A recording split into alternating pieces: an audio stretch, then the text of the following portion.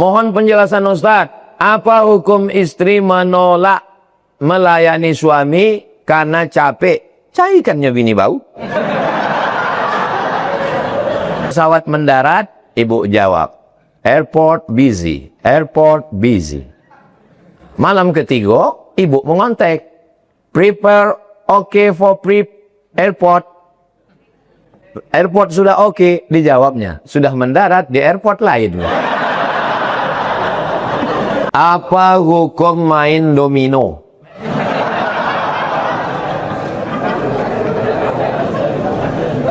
Bismillahirrahmanirrahim. Assalamualaikum warahmatullahi wabarakatuh.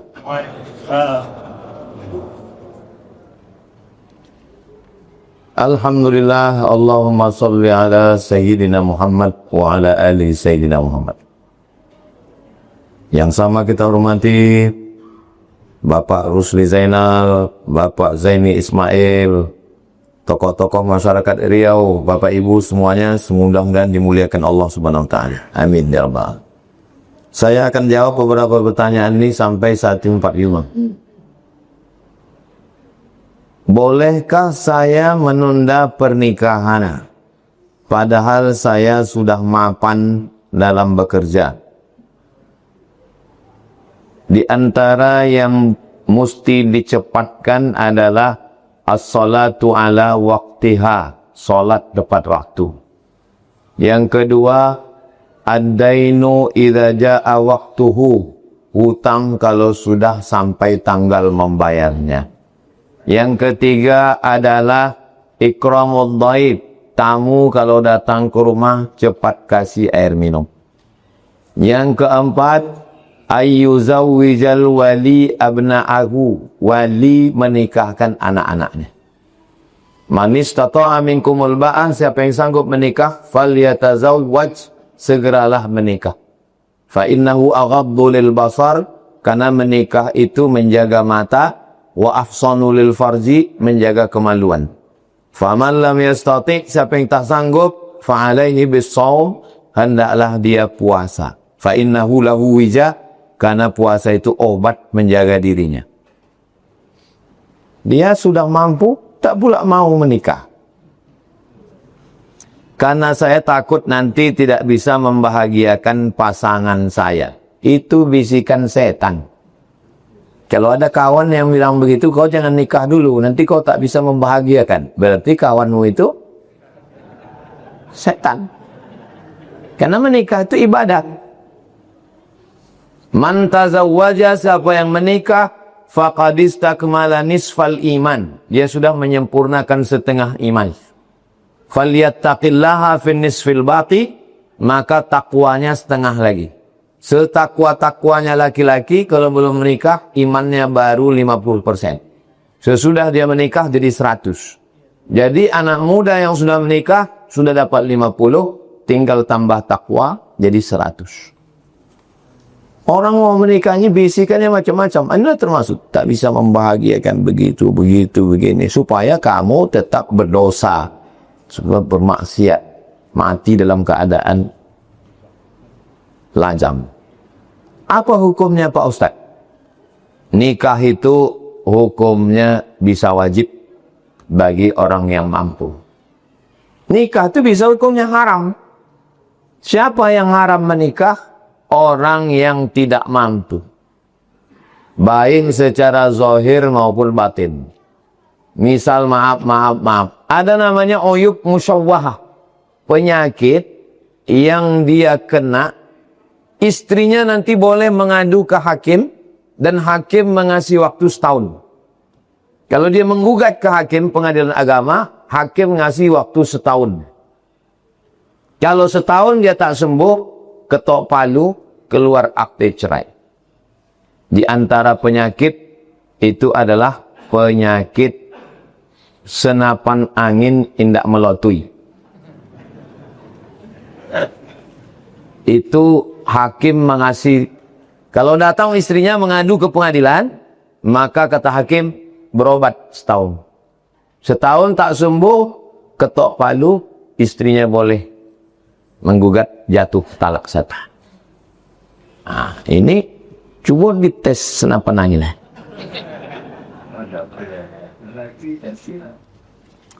Apakah berdosa tunduk dan mencium tangan orang tua?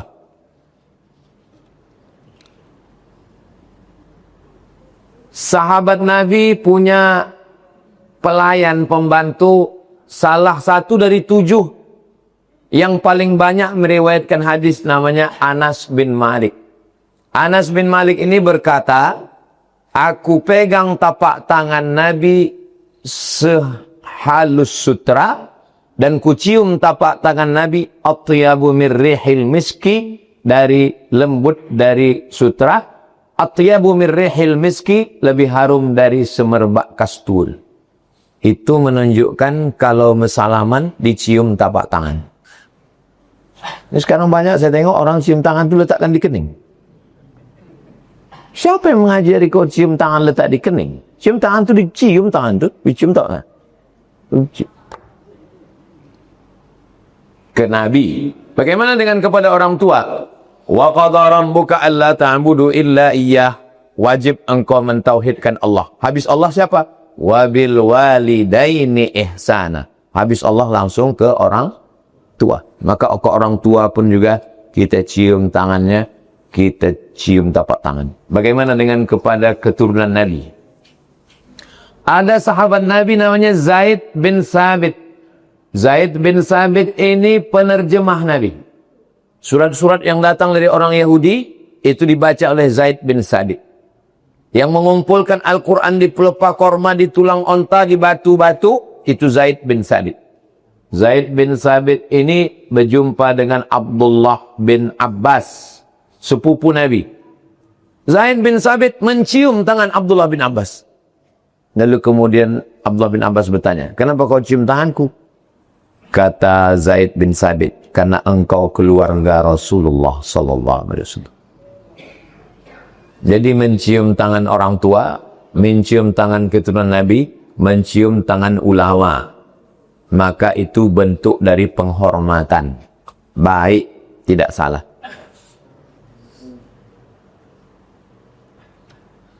Karena kemarin om saya bilang tidak boleh tunduk kepada makhluk. Tidak boleh tunduk kepada makhluk itu tak boleh sujud. Lau kuntu amiran ahadan ayyasjuda ala ahadin. Kalaulah boleh sujud manusia kepada manusia, maka ku perintahkan istri sujud pada suami. Tapi tak boleh. Seandainya boleh sujud, sujud istri kepada suami. Tapi karena tak boleh kita bersujud.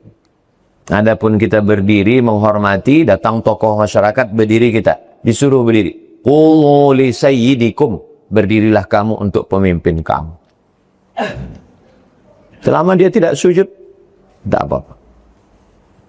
Ada sekarang manusia sujud kepada manusia? Ada. Tontonlah kabi kaci kabi gam khus watai. Sujud dia kan? Sujud kepada manusia. Tak boleh. Mereka itu asal sujud. Sujud ke kaki. Tak boleh. Ke ibunya sujud. Dalam Islam tak boleh. Apakah sah Islam saya karena saya tidak hafal nama malaikat?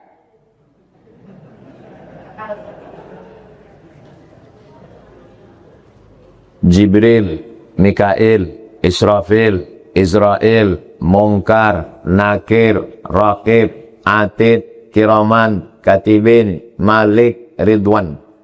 Tak hafal dia nama malaikat itu. Maka imannya tetap. Karena kita hanya disuruh antu'mina billah wa malaikatihi wa kutubihi wa rusulihi wal yaumil akhir wa bil qadari khairihi wa syarrihi. Beriman secara umum saja. Tidak dituntut detail untuk menjelaskan satu-satu. Tapi kalau bisa menjelaskan satu-satu afdal. Jadi kalau disebut beriman tidak beriman, dia sudah beriman. Tapi kalau dikatakan sempurna atau tidak sempurna, kurang sempurna. Maka dia belajar lagi mengaji. Saya minta kepada Masjid Al-Jihad seminggu paling tidak mengaji 3. Pertama, akidah, sifat 20, wujud tidak membakok.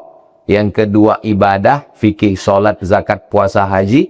Yang ketiga, akhlak, membersihkan hati dari hasad, dengki, takbur. Setelah bersih diisi dengan ridha, qanaah, tawakal, zikir. Namanya tazkiyatun nafs.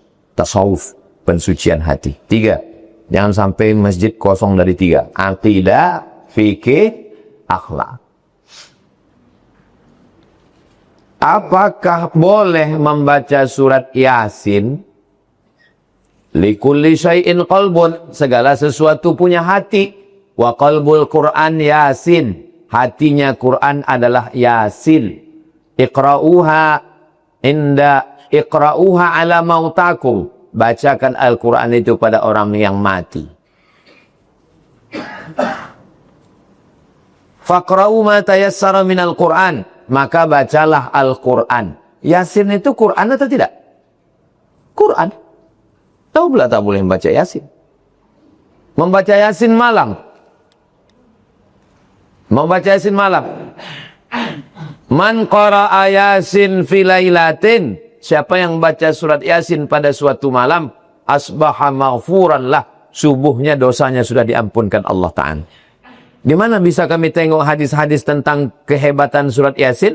Di tafsir Ibni Katsir. Namanya tafsir Al-Quranil Azim. Kenapa Ustaz pilihkan tafsir Ibni Katsir? Karena tafsir Ibni Katsir tafsir yang tak ada hadis palsunya, tak ada Israiliyatnya, karena dia ahli hadis. Bagus dikaji tafsir Ibni Katsir. Namanya tafsir Al-Quranil Azim. Buka di muqaddimah surat Yasin. Disebutkannya fadilah surat Yasin. Apalagi keutamaan surat Yasin. La tuqa'u fi amrin asirin illa yassarahullah. Suatu perkara yang susah, yang payah, dibacakan surat Yasin, dimudahkan Allah. Itu maka kalau ada orang mau sakratul maut, dibacakan biar supaya cepat mati. 2 kondom. Kalau tak cepat sehat, cepat mati. Apakah boleh kami membaca tahlil? Tahlil, afdalul zikri fa'lam annahu la ilaha illallah.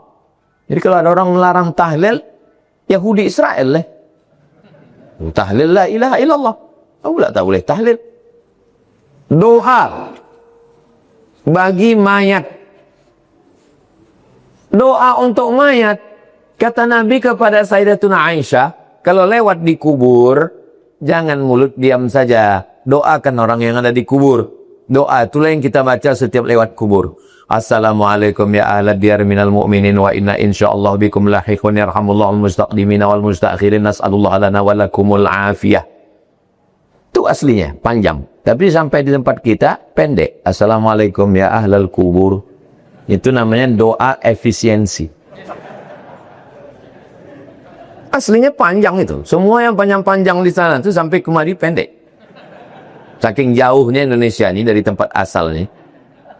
Semua. Makanya kalau kita sholat di Masjidil Haram kan panjang. Sampai ke sini pendek, tinggal kuldu. Semasa hidupnya menganggap hal itu sebagai bid'ah. Itu urusan dia sama Allah. Dia jahat, dia preman, dia mengejek kita, dia memaki kita. Itu urusan dia sama Allah. Selama dia Islam, kita doakan, kita kumpul, bacakan Yasin, bacakan pangkal Al-Baqarah, bacakan ayat kursi, ujung Al-Baqarah, Al-Ikhlas, Al-Falak, An-Nas, tutup dengan tahlil. Ada tak ada bubur kacang hijau, datang. Ini kadang waktu tahlil semangat. La ilaha illallah. Begitu. Tak ada nama. La ilaha illallah. Intinya doa itu. Apakah sampai ke mayat Pak Ustadz tahlil itu?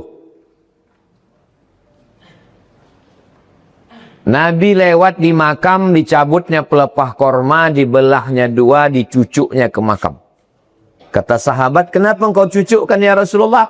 La'allallaha an yakhaffifa 'adzabahuma ma lam yaybasa. Selama pelepah korma ini basah, orang yang dikubur itu ringan azabnya. Kenapa? Hadis itu ada dalam Sahih Muslim. Dijelaskan Imam Nawawi. Kata Imam Nawawi, pelepah korma bertasbih. Tasbihnya meringankan azab orang. Apa kata Imam Nawawi? Kalau tasbih pelepah korma sampai, apalagi bacaan Quran dan tahlil orang beriman. Jadi kalau ada orang mengatakan, Ustaz Somad itu membacakan tahlil Tak sampai tahlilnya itu. Berarti dia mengejek saya lebih buruk dari pelepah korma. Pukul dia pakai pelepah sawit. Enak aja dia ngejek-ngejek kita. Apakah sampai tahlil itu Pak Ustadz? Sedangkan tasbih pelepah korma sampai, apalagi tahlilnya orang beriman. Lebih mulia kita apa pelepah korma? Macam-macam ragu jamaah ini saya. Apakah sampai bacaan Quran untuk orang mati? Nanti kalau aku mati, tolong masjid ini ganti. Nanti kalau aku mati, kata Abdullah bin Umar, anak Umar bin Khattab. Nanti kalau aku mati, bacakan pada bagian kepalaku Al-Fatihah, pangkal Al-Baqarah, sampai wa ulaika humul muflihun. Bacakan pada bagian kakiku ujung Al-Baqarah. Lillahi ma fis samawati sampai ujung 3 ayat. Di mana bisa kami tengok hadis ini? Dalam kitab Ruh. R-O-H, Ruh. Siapa penulisnya? Ibnu Qayyim Al-Jauziyah. Siapa Ibnu Qayyim Al-Jauziyah? Murid Ibnu Taimiyah. Siapa Ibnu Taimiyah? Induk ongkang salati. Induk ongkangnya mengatakan sampai bacaan Quran. Jenderal bintang 5-nya itu yang mengatakan sampai. Ibnu Taimiyah dalam kitab Majmu' Fatawa. Ambo ada kitabnya di rumah, semeter panjang. Majmu' Fatawa. Ibnu Taimiyah mengatakan bacaan Quran untuk orang meninggal dunia sampai. Tahlil untuk orang meninggal dunia sampai. Jadi kalau ada yang salapi keras-keras, kelas-kelas. Apa kelas yang paling rendah? Induknya itu mengatakan sampai. Doa sampai. Bacaan Quran sampai. Tahlil zikir sampai. Apa lagi? Sedekah. Datang sahabat Nabi. Ya Rasulullah, ummi matat, mak saya mati. Afa atasaddaqu anha? Kalau aku bersedekah boleh apa tak boleh? Kata Nabi, sedekahlah. Ayu sadaqatu afdal? Apa sedekah yang paling afdal? Kata Nabi, suqyal ma, ngasih air minum. Kalau air minum sampai, apalagi nasi kotak. Tuh. Air minum sampai, apalagi bubur kacang hijau. Ini kadang orang ini waktu dikasih makan tak mau. Ya, saya tidak mau makan sini. Terus bungkus saja.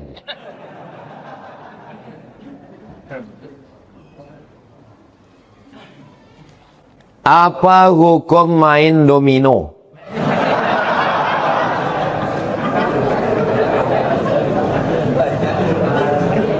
Main domino, main catur, panjat pinang, hukumnya adalah hukum permainan. Kalau dia tidak melalaikan solat, hukumnya mubah. Kalau sampai melalaikan solat, hukumnya haram. Dia sudah solat, dia sudah silaturahim, ada waktu kosong, main dia untuk bersilaturahim dengan kawan-kawannya. Main agak semenit, 2 menit. Tapi kalau sampai main subuh lewat, zuhur lewat, asar lewat, maghrib lewat, kelepak bala 6. Jatuh kepada haram. Karena dia melalaikan sembahyang. Suami saya pulang malam, anak sakit tak peduli. Saya marah sebagai istri. Apakah dosa Pak Ustadz? Ibu jangan marah. Dia tak berubah, ibu sakit hati. Jadi gimana caranya? Ibu mengadu kepada 6 wali. Wali ibu 6. Wahai istri-istri, jangan marah ke suami. Melapor ke wali. Wali ibu ada 6. Yang pertama, ayah. Yang kedua, atuk.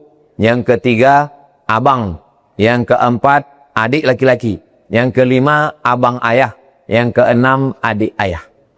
Wali inilah yang datang memanggil si Fir'aun tadi. Si orang Fir'aun.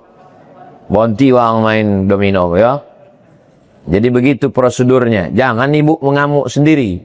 Dia tak berhenti, ibu sakit hati, lama-lama mati, inya berbini lagi. Inyo ndak berubah, Hawa mati. Mohon penjelasan Ustaz, apa hukum istri menolak melayani suami karena capek? Caikannya bini bau.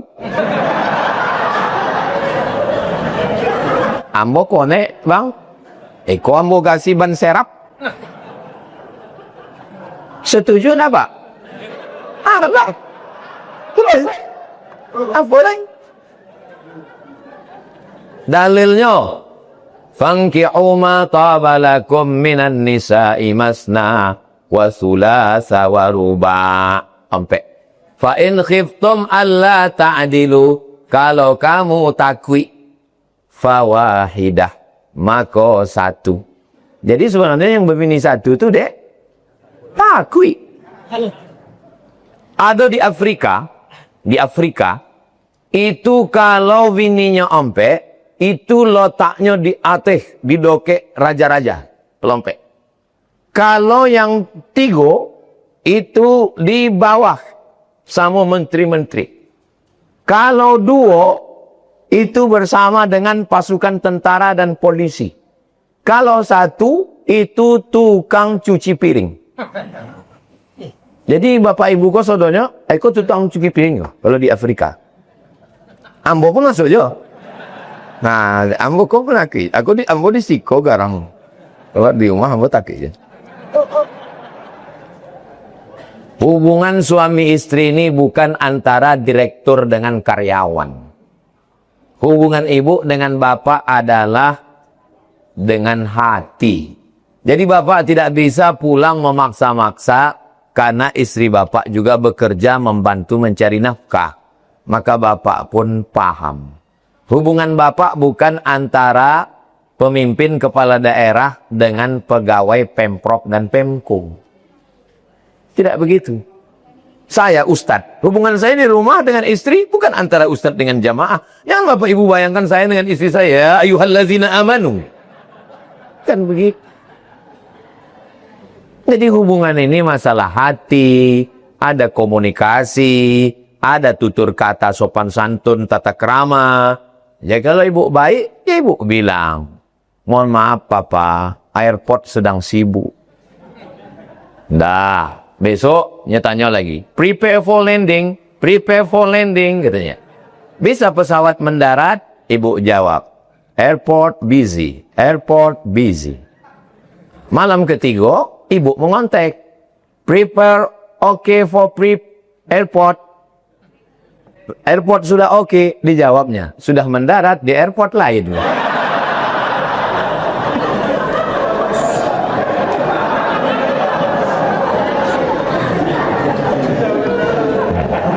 Kok kalau di-upload ramai sih tuh.